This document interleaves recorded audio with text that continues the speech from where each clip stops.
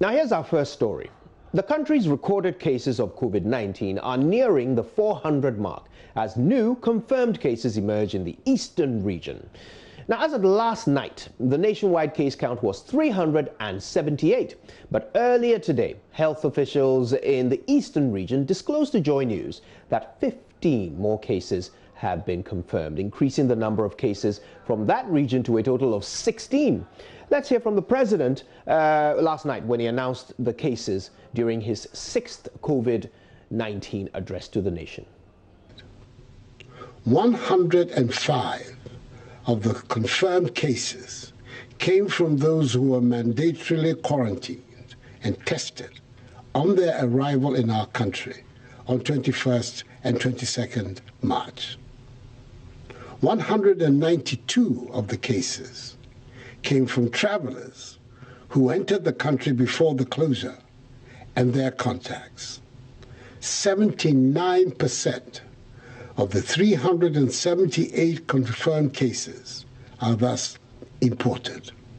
We now have in total 378 confirmed cases of infections, with 6 deaths, 4 recoveries, 2 in critical condition, and the remaining 370 are mild cases who are in isolation and either being managed at home or at treatment centers.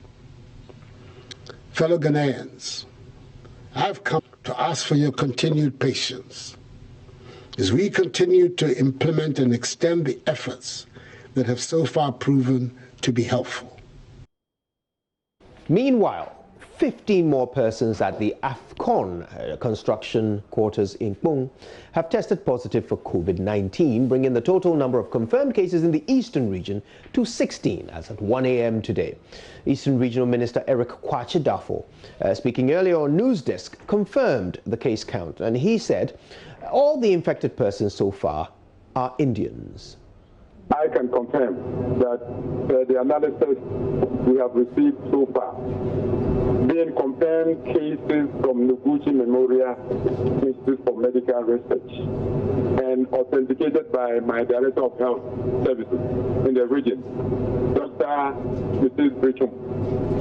Yesterday we had 16 cases confirmed, bringing the total in the eastern region to 16. So I can confirm this figure for you. Okay, so the total now is 16. That includes the initial case. They are all Indians, foreigners. All of them are foreigners? Yes, they are Indians. We sent a total of about, I think, 250 or so. And we just received half of it. And half, we have the 15 proven positive. So when we are able to finish with the contact tracing, and mind you, there are 202 Indians in the camp. There are 2 camps for the contractor, the Afcons Ltd. They are the company building the Tema to Pakadan railway line. You see, and they have 2 camps, one at Kenya, one at Pong. And it is the Pong camp where we have had the 16 confirmed cases.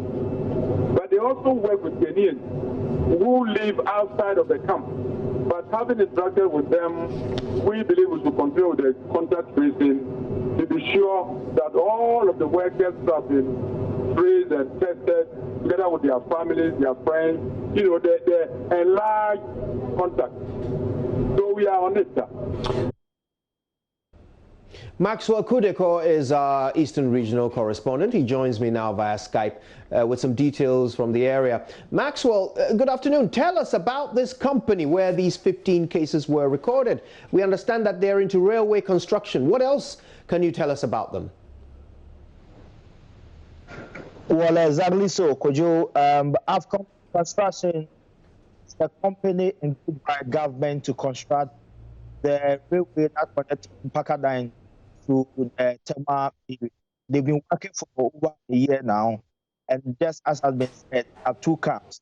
The camp B is located at in the Lower Manya exactly where most of their workers are housed.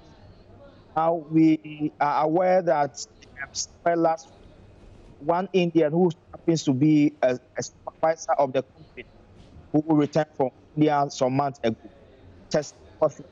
So as a result, health officials mandatorily quarantined about 244 people who live in the country were quarantined after the first Indian tested positive.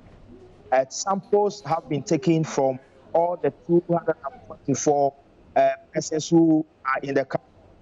As of last night, around 1 a.m., health officials confirmed that 50 more persons have tested of COVID, the COVID-19. Sorry.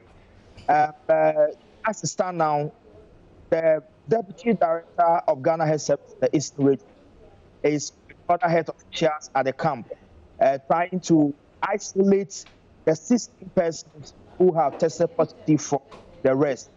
There are speculation about an increase of the number, but Director of Health, Deputy Director of Health Service, Dr. Antobre Patin, tells me that he can confirm 15 more cases, bringing the number to 16. So as it stands now, we can talk to 16 confirmed cases in the Eastern region, especially at the Afcons. Now we are told that they isolated those who have tested positive and are still waiting for more results from Noguchi for further action. So that's the situation as we speak now. Officials are still at the campaign because they don't want contact to move outside the camp. They have set a police barrier at the entrance. Police have been called off. So nobody has the right to move in and out of the camp until the mandatory quarantine, the 14 days, is over. As I speak now, we are told that about 5 people who have cleared the 14-day quarantine have been given the opportunity to leave their camp, and they are still under surveillance. So basically... Right, Maxwell, I'm hoping that we still have you because I want us to clarify a few details. We understand that all of these 16 are Indian nationals. So are they imported cases? Did they all arrive in Ghana at some point recently? Or did they get it through community spread? Well, Kojo, we are told the first suspect came from India, I think 2 weeks before the mandatory quarantine. A couple of them travel. So these are imported cases. Health officials made us aware that so far all the positive cases are foreign nationals. All the foreign cases, they are all foreign nationals. So it's not a community issue. The camp where these guys are working, predominantly, the residents there are predominantly foreign nationals.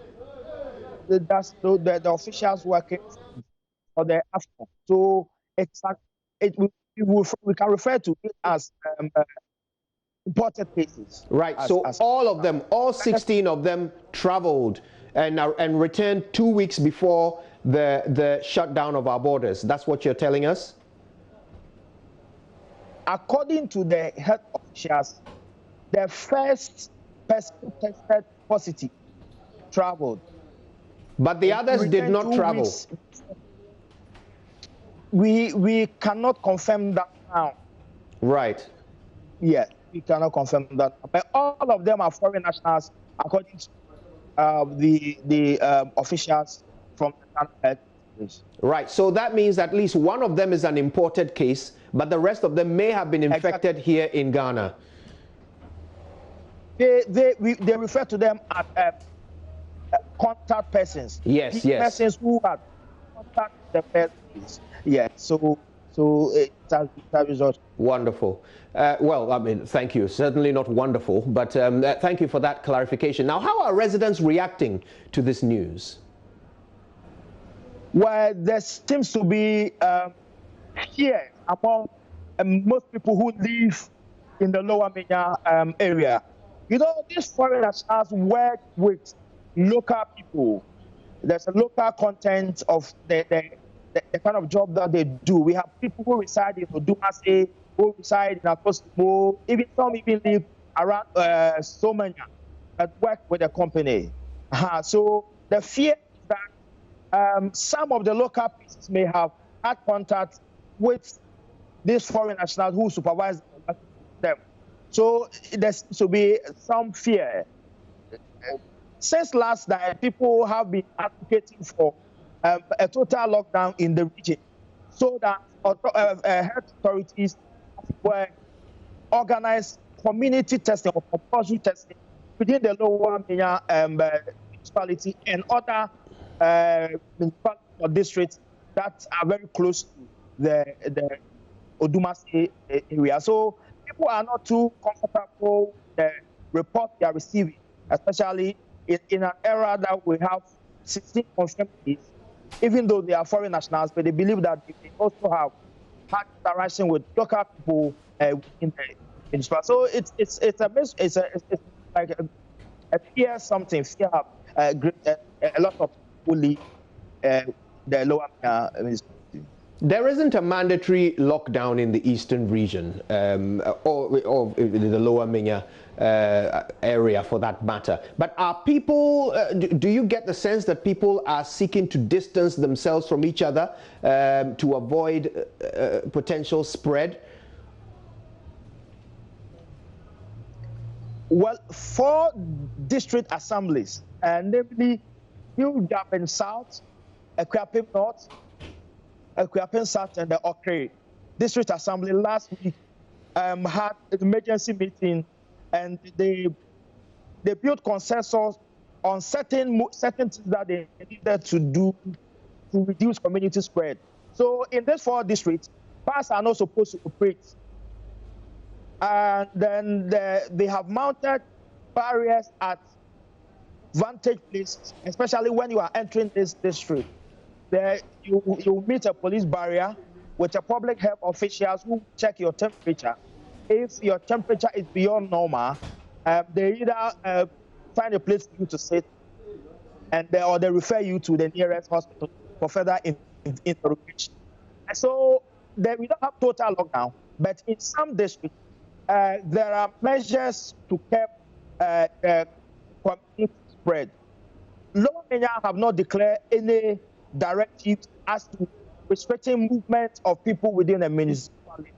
But these 4 districts have already applied certain strategies to prevent gathering or mass gathering. Even though there are directives that should run shifts in order to reduce the people who gather at the marketplace, most of the markets in this area, especially in the New Japan South municipality, are not complying to social distancing directive. Yesterday was Thursday in Kofodia, and if you enter the market, you will see that a lot of people were in the market, and even those who sell are not adhering to the social distancing. So I can report that even though some of the districts have initiated certain movements to reduce the contacting, people who are supposed to comply with social distancing in our marketplaces are not complying with the directive. That is what reason people are advocating for a total lockdown in the eastern region. Right. Maxwell Kudeko, thank you so much for that update. And Maxwell is our Eastern Regional correspondent. Meanwhile, the Lower Krobo Municipal Assembly in the Eastern region says that it's not going into lockdown as reported in sections of the media. Simon Tete is the MCE for the area. So I don't know where they got that information from. And also, lockdowns are declared by the president. So it is not coming from a municipality, it's not coming from me. So the news is false. We are still doing the sensitization of education and sharing Veronica buckets and tissue and liquid soap and sanitizers to the people and preaching the social distancing. And the task force is also going around to ensure that the people comply with the directives of the president. So we are doing everything possible to tackle the situation. Simon Tete there.